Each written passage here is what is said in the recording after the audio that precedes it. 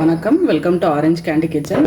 பார்க்க போகிற ரெசிபி வந்து தீபாவளி ஸ்பெஷல் ஸ்வீட்டு தான் நம்ம இன்றைக்கி செய்ய போகிறோம். நம்ம செய்ய போகிறது வந்து கடலை மாவு லட்டு இல்லைன்னா பேசன் லட்டு வீட்டில் வந்து எப்படி செய்யலான்னு பார்க்கலாம். ஸோ இது வந்து நல்லா புரத சத்து, நல்லா சத்தான ப்ளஸ் டேஸ்டியான லட்டு. இது செய்யறதுக்கு தேவையான பொருளும் சேமூர் என்னென்னு வாங்க பார்க்கலாம். ஸோ இதுக்கு வந்து நான் வந்து ஒரு 10 பாதாம் 10 முந்திரி எடுத்திருக்கேன்.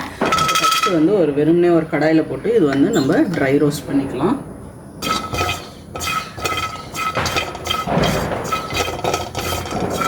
இப்போ இதெல்லாம் வந்து நல்லா கொஞ்சம் கோல்டன் ப்ரௌன் ஆனோடனே நம்ம வந்து ஒரு பிளேட்டில் வந்து ட்ரான்ஸ்ஃபர் பண்ணி வச்சுக்கலாம். அடுத்ததாக வந்து ஸ்டவ் வந்து லோ ஃப்ளேமில் வச்சுட்டு 1/2 கப் அளவுக்கு வந்து நெய் சேர்த்துக்கலாம். இப்போ இந்த நெய்யில் வந்து நம்ம 2 கப் அளவுக்கு வந்து கடலை மாவு சேர்த்துக்கலாம். ஏற்கனவே ஒரு கப்பு சேர்த்து இது வந்து 2வது மாவு. இதெல்லாம் வந்து லோ ஃப்ளேம்லேயே வச்சுட்டு இந்த நெய்லேயே வந்து நம்ம கடலை மாவை வந்து நல்லா வந்து கோல்டன் ப்ரௌன் ஆகிற வரைக்கும் அதோட பச்சை வாடை போகிற வரைக்கும் நல்லா வந்து வதக்கிக்கலாம், வறுத்துக்கலாம். அது கட்டிலாம் இல்லாமல் நல்லா கட்டியெல்லாம் உடச்சி விட்டுக்கோங்க. உடச்சி விட்டுட்டு கடலை மாவை வந்து நல்லா வந்து நெய்யில் வந்து அதோட ராஸ்மெல் போகணும். அந்த அளவுக்கு வந்து ஃப்ளேம் வந்து லோ ஃப்ளேம்லேயே வச்சு நல்லா வந்து வறுத்துக்குங்க. இது வந்து நல்லா பொறுமையாக ஒரு 10லேருந்து 15 நிமிஷம், ஒரு 20 நிமிஷம் போல் கூட நல்லா வந்து வறுத்துக்குங்க. வறக்கும் போது அதில் வேறு நெய்யெல்லாம் வந்து அப்படியே கசிஞ்சு வரும். ஸோ அந்த ஸ்டேஜ் வரைக்குமே நம்ம வந்து இதை வந்து நல்லா வறக்கணும். ஸோ அதுவும் மாவும் வந்து நல்லா கோல்டன் கலர் வரணும். நீங்கள் கடலை மாவு வறக்கும் போது உங்களுக்கு கொஞ்சம் கலர் வந்து நல்லா வேணும்னா நீங்கள் இதிலே வந்து மஞ்சள் தூளும் சேர்த்து அதோட ராஸ்மெல் போகிற அளவு கூட நீங்கள் சேர்த்து வதக்கிக்கலாம். ஸோ இப்போ நல்லா ஒரு 10 நிமிஷம் நான் வந்து நல்லா வந்து வறுத்துட்டேன். ஸோ அடுத்ததாக வந்து ஒரு டேபிள் ஸ்பூன் அளவுக்கு வந்து நெய் சேர்த்துக்கலாம். இதுவும் வந்து நல்லா மிக்ஸ் பண்ணிக்கலாம். பாருங்கள், நம்ம ஆட் பண்ண நெய்யெலாம் மாவுலேருந்து கசிய ஆரம்பிச்சிருச்சு. ஸோ இந்த ஸ்டேஜ் வரைக்குமே பாருங்கள், மாவு வந்து ஃபஸ்ட்டு முதல்ல எப்படி உதிரியாக இருந்தது, இப்போ நல்லா ஒட்ட ஆரம்பிச்சிருச்சு. ஸோ இந்த ஸ்டேஜ் வரைக்குமே நல்லாவே வந்து நம்ம லோ ஃப்ளேம்லேயே வச்சு வதக்கிக்கணும். அடுத்தது வந்து நம்ம லட்டுவுக்கு வந்து டெக்ஸ்சர் கொண்டுட்டு வரதுக்கு நம்ம இதில் வந்து ஸ்லைட்டாக கொஞ்சம் தண்ணி சேர்த்துக்கலாம். ஸோ ரொம்ப தண்ணிலாம் சேர்க்கக்கூடாது. ஜஸ்ட்டு ஒரு டேபிள் ஸ்பூன் அளவுக்கு தண்ணி எடுத்து தெளித்து விட்டுட்டு நல்லா வந்து இதை வந்து கலந்து விட்டுருக்கோங்க. நல்லா இப்போ அடுத்த ஒரு 10 நிமிஷத்துக்கு வந்து மாவை வந்து நல்லா வறுத்துக்கலாம்.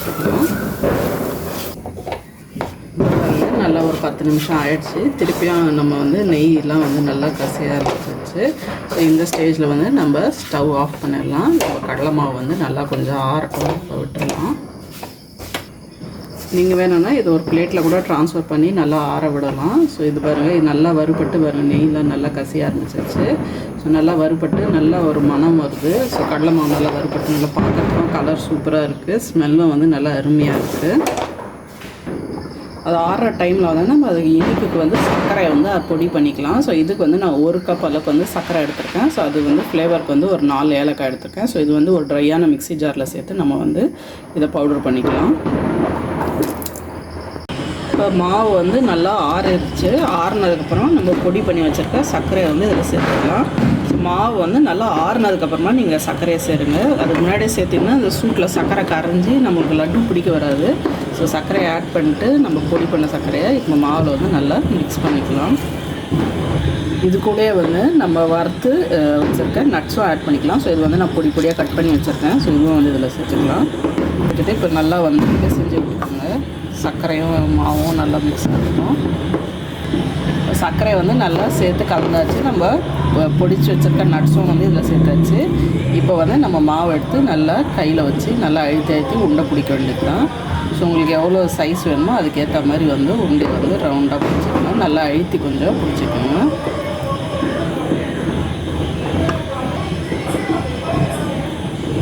நம்மளுக்கு என்ன சைஸ் வேணுமோ அந்த சைஸ்க்கு ஏற்ற மாதிரி இது மாதிரி வந்து பேசன் லட்டு இல்லைன்னா கடலை மாவு லட்டு வந்து பிடிச்சி ரெடி பண்ணிக்கலாம். ஸோ மொத்த மாவையும் நான் வந்து லட்டு பிடிச்சி வச்சிடறேன்.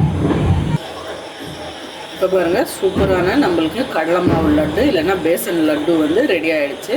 ஸோ உங்களுக்கு எந்த சைஸ் வேணுமோ அதுக்கேற்ற மாதிரி நீங்கள் வந்து பிடிச்சிக்கலாம். ஸோ நான் பிடிச்ச சைஸ்க்கு கிட்டத்தட்ட 2 கப்பு மாவில் வந்து 30 லட்டு வந்தது. ஸோ ரொம்ப ஈஸியான ரெசிபி, ரொம்பவே டேஸ்டியான ரெசிபி. ஸோ இது கண்டிப்பாக இந்த பண்டிகை காலத்தில் வந்து இந்த ரெசிபியை ட்ரை பண்ணி பாருங்கள். உங்களுக்கும் பிடிக்கும்னு நினைக்கிறேன்.